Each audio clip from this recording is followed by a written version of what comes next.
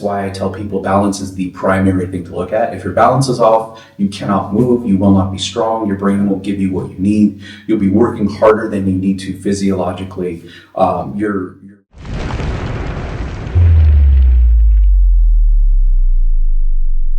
Welcome to Kettlebell Corner, and in this episode we want to talk about what do you start with when it comes to your press going up. So your press isn't going up. We have three things that we think are important, and they are balance, contact, and lines.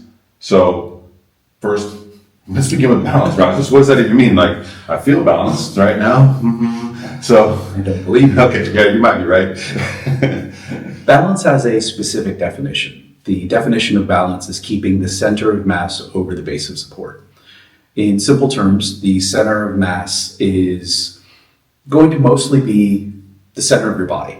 Now that's going to switch. It's not a static point. Your center of mass will shift, especially when you're going toward or when you're starting to lift a heavier bell. Yeah. So the center of mass is all of your body mass plus the mass of the bell. The heavier the bell, the more that mass, the more it's going to shift. Easy way to think about center of mass is, for a lot of people, they say it's anatomically, for most folks, it's between the belly button and the pubic bone. Sexy. Okay? I know. So it's say that on YouTube? Okay. We'll have photos down below. Yeah, down below for sure. The center of mass starts in that point, but it moves. It's not a static point. Moves toward added mass, and it also moves toward motion. So if I've got a bell in the rack here, let's say it's a 20 kilo bell, not very big relative to the rest of my body mass, so I'm not going to have a crazy shift. But as the bell gets bigger and bigger, let's say I go 32, 36, 40, 44, 48, Damn. It's going to start moving in that direction in the rack. And then when I go overhead, more of the combined mass is moving up, so my center of mass is going to move up. The center of mass is just basically not the center of your body, but the center of all the combined mass, and that accounts for the position you're in and movement. Yeah, right? so as it moves up, you got to account for that it's moving up with you. So that's where you're Exactly right. Okay. And we're not going to cover this in this video, but when you get into leaning, we'll cover leaning a little bit. But when we get into leaning, understanding where that mass is and how to stay balanced, this is a really critical idea. And your base of support is just where your feet are. You need to balance in order to lift things. If your balance is off, that's why I tell people balance is the primary thing to look at. If your balance is off, you cannot move, you will not be strong, your brain won't give you what you need, you'll be working harder than you need to physiologically. Your lifts are just going to suck if you can't be balanced. So and that's true with all the lifts in the kettlebells, whatever it is. That's why we started with balance here. It's that important. You can't apply force if you're not balanced. A simple analogy I use is go stand on ice and try to do anything. Even just standing there is really, really hard. Once you make a move, something's happening. There's no friction between your feet and the floor, and you can't find a way to push. So the idea of balance is really, really important. So if you're looking at a press, it's not moving. Are you balanced? In many cases, you are not. Sometimes your feet are too narrow. Okay. Sometimes they're too wide. Yeah. Sometimes people are leaning back so much that their center of mass is way on the edge of their base of support, and they're getting ready to fall. So finding your balance is a really, really critical thing in order to diagnose any problems with your press. Yeah, so make sure your stance width is good, appropriate to what you're doing, and understanding that your center of mass is moving up with the bell as it travels. Yep. And it's adding to more than just your body. Yeah. It's your mass is a combined thing. Okay. In physics, it would be part of a system. So the bell in the human being would make a kettlebell human being system, and the center of that combined mass needs to stay over the base of support. So I just think of kind of a little spot right about here, moves up. You can't see that, but I could. It moves up as you press, and it needs to stay within the ring of your feet. So just kind of imagine like a red circle. As long as the dot stays in the circle, you're going to be good, but the closer the dot is to the center of the circle, the better your balance will be. And as you start to move away toward the outside rim, that's when your balance starts to get a little bit compromised. So the number two thing is contact. And when we talk about contact, obviously we're holding the bell. Is that the contact you're referring to, or is it a little deeper than that? It's like everything. It's a little deeper than Oh, that. good. So what you do need to consider your grip. Your grip is what's attaching the bell to you. Now, we use force to move things, and I don't think many people would argue with that. But we're not talking about like this Star Wars force. Well, if you can do that, then oh, great. call me. We use force to move objects, but we use a specific kind of force, and we use contact force. And spoiler alert, you need contact to have contact force. Okay? I can try to push him. I can try to push him with my mind, but that's not going to work. I haven't developed those skills yet. So we need contact. So you need to find that link between. Well, what do you think? Where our main contact points? Well, I would say obviously the hand. You're gonna have the bell on your body at some point. You gotta have your feet on the ground. That's pretty much it for the press, right? That's probably solid, but people don't take that into account. So you need to find, if you've got a bell in your hand and you've got your feet on the ground, you need to account for all that space in between. Mm-hmm. Now, if I've got a rack position and I'm kind of floating, I'm missing out on some contact between here and here. Yeah, when you go to press off, you have nothing to press off. Exactly right. And there are things that you can do. You can tense your lats. If you can tense your lats, then you'll actually start to get this fist will start to lift. That'll break the inertia, which is just resistance to a change of movement. It starts to break the inertia. So even having your arm in contact with your body, that simple squeeze will start to help get the bell going. So you want to think about, where is the bell in your hand? Some people are going to prefer it more on the pinky side. Some people prefer it more on the thumb side. But then also your forearms, really, really important. And a lot of people try to push the bell straight up, and we don't really do that. There's a lot of, keep this vertical in kettlebell training, and it's mostly wrong, if not all wrong. Mm-hmm. You can't keep a vertical form for a heavy press, especially. So if I've got a bell in the rack, it's on the outside here. I'm gonna bring the bell in just like that. So no longer vertical. And then you still have the bell right here. I've got the bell here, but if I'm pushing with my hand, that's gonna happen. And if I try to push with my hand that's here, not overhead press, bro. watch the motion. If I'm pushing straight up, I don't need a bell. You're just doing weird shit.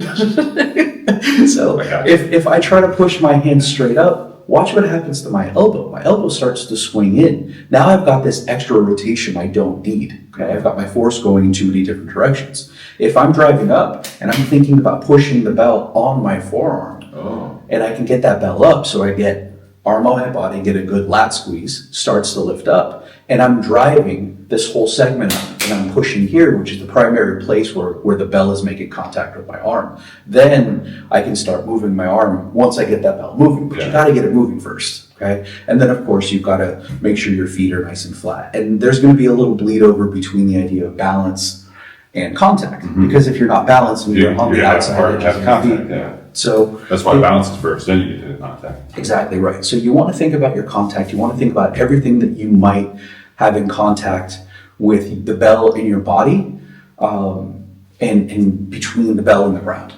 And I like that. If you think about it, if you're thinking about when you're pressing that bell and you're thinking about your forearm instead of this hand, you're like, instead of thinking about I'm moving the bell from my hand, you're moving the bell from your forearm. You're just going to drive into that bell more, and you're going to increase, I guess your contact surface is there, but the contact force is greater in that spot then, or? It will be in a way, but I think the next thing that we're going to talk about is lines. That's where you're also going to get that bleed over of the different concepts. So let's go to that next. Okay, let's put it all together then. So the third thing after balance and contact is lines. And we're not talking about the 80s and a mirrored table here. That's a deep pull for you young kids. Yes, learn about cocaine. Cocaine. It's not just for bears. No, we're talking specifically. There are lots of different lines in a lift, but what we're talking about specifically is the lines of force. So force moves in straight lines, and you need to consider where these lines match up on the body, and where they match up how they're hitting the bell. There are a few things that you want to consider. The this can be a really kind of deep, complicated topic if you let it, and I enjoy that. But again, that's not this video. Trust me, he enjoys it.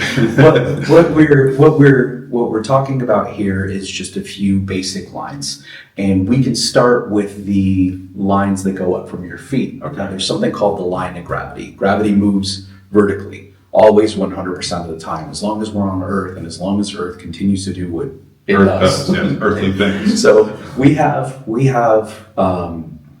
our lines of gravity, and they're gonna strike a human through the center of mass. Got it. Okay? Yeah. That's And we talked about this already. So part of the definition of center of mass is that center actually becomes a single point that represents the entire object, both the human and the kettlebell. That's where gravity is going to strike the person. But we're going to oppose gravity through the feet. Those are going to be our contact points. So I actually like to look at the feet, and we've got a little graphic here that we'll go ahead and throw it up. So you can see. But this is a side-by-side of me and Jeremiah. We're pressing the same bell. Okay, we were prepping for a level 2 cert half body weight press. So it's and I believe we weighed exactly the same at this point. Yeah. So What a time.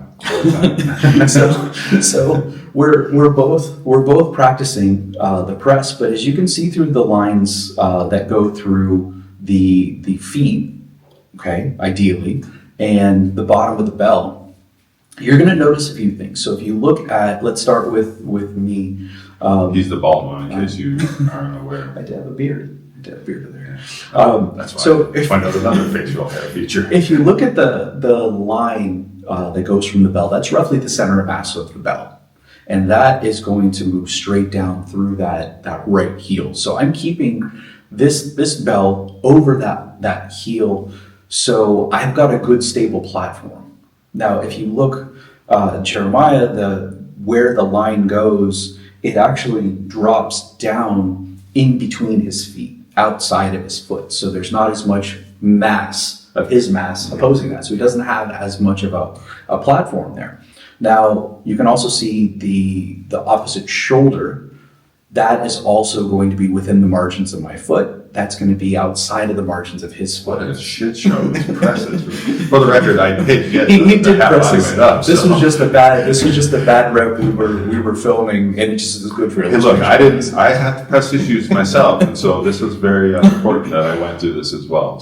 So you can look at now the line from the bell down to the heel, and you can see this little blue line, which kind of represents the moment arm, which is going to determine how heavy something is. So you can see the blue line between that line and my shoulder is very short. Okay, so I'm keeping the bell closer to over the shoulder. His is long, and that means his press is literally going to be heavier. When you look at the amount of torque that the bell can exert against you, when you look at that torque formula, it is the applied force, so the mass of the bell and gravity multiplied by the moment arm. And as that moment arm gets longer, the torque that the bell can exert against him literally becomes more. His press is heavier in this than mine. And it shows on my face clearly. So somebody looks nice and relaxed and this is going up, and somebody looks like he's got some lines that are off. You can also see that his left shoulder is far lower than his right. And all of that adds up to, he basically leaves a vacuum. He's just not under that bell. How can you, if we're using contact force and we're using mass to move something, then the mass needs to be over the base of support and needs to move up through contact to actually push the bell. But he's nowhere to be found. He's on a milk carton. He's missing. Okay, so that's another deep hole, by the way. So oh wow, I guess it is. So he also his torso is just not there. So there's a vacuum and there's space with nothing, with nothing to fill it. The press gets so high, yet he doesn't actually lift it, and that's really important. All he would have probably needed to do was shove his chest underneath, back over toward the bell, and it would have gone up. Yeah, but it was too far gone. It was too far away. So he had already pretty much lost it. So that's what we mean. That's what we mean by the lines here. You got to think about where they are, and you got to respect some of those basic lines. And then if you can do all that, then you can get into fine tune. It might be the path of the bell, how close you can keep it. It could be some mobility stuff. But if you can check off these three, then you're likely to find, in my experience, about 80% of press problems. Yeah, and when you're looking at these things, so we give you all these 3 things to go after. Don't try to do it with your heaviest bell. Really lock it in. Film yourself with the lighter bell. See, do you have balance? Are you pressing from your hand or with the more vertical forearm, or are you actually getting through that forearm with your press? And what do your lines look like? This is from a video, this shot of the lines, and you can use your phone and draw your lines and like, oh, I'm out of line, so maybe I need to work on that a little bit more. And then continue to incrementally up your bell, and then ultimately press a lot. Yes, one thing though that I do want to talk about with using the bell, he's absolutely right. You need to start with a lighter bell and work out. But remember, it's like you're talking about the size of the bell is going to make a difference. Let's rewind to contact. We've already talked about it. So it is going to change things, but you can at least get that pattern in your head. You actually have to think about going back to keep this up like you're in the rack. We've got to go back to center of mass. So let's say he's got a 24 and it's going to rest here, right? Yeah. As it gets bigger, 28, 32, 40, right? This center is going to travel farther and farther and farther away from his body. Will physically travel away, which means he's going to have to do more of that and maybe even some of that, because if his center of mass shifts toward the added mass, and this bell is half or over half of his body weight, then let's say his center of mass is in the center of his body without a bell. As he picks up a bigger bell, it's going to travel farther and farther and farther out this way. And if you take this line and you put it over this ring, this red circle that your base is supporting, exactly right, it's going to get outside of that ring. So what he's going to need to do to bring it back in, he's going to need to tip here, and he might need to lean there. Yeah. Okay. Because you don't want to be like this, because of course you're not going to press with that. Yeah, I've never seen anyone do that. Oh, see that? Yeah. I was like, look like for WWF. Okay. So, hey, look, if you're watching this, you know who they are, because you're probably our audience. So you do want to use progressively bigger bells, because the physical dimension of the bell will make a difference. Even if the mass is exactly the same, it's going to get bigger. One of the reasons why I bought a 48 kilo competition bell is because the mass of the bell is going to stay the same, but the physical dimensions are not going to get bigger. Yeah. Or the mass is going to get bigger, even though the physical dimensions will stay the same. Yeah. So a 48 kilo competition bell should be easier for most people to press than a 48 hardstyle cast iron bell. Yeah, because the center of mass in the bell stays in the same spot. The circle gets bigger. Yes, yeah. if you want to make it simple, the circle gets bigger. Don't believe us? Look it up. As the circle gets bigger, it moves more toward the outside. So you have to practice with progressively bigger bell to feel all of these things. Great. All right. So if you can do those things, that's it, right? That's good enough for now. Yeah. All right. Check it out. Be sure to download Bells from the Apple App Store and get your training on, and stay strong. All right.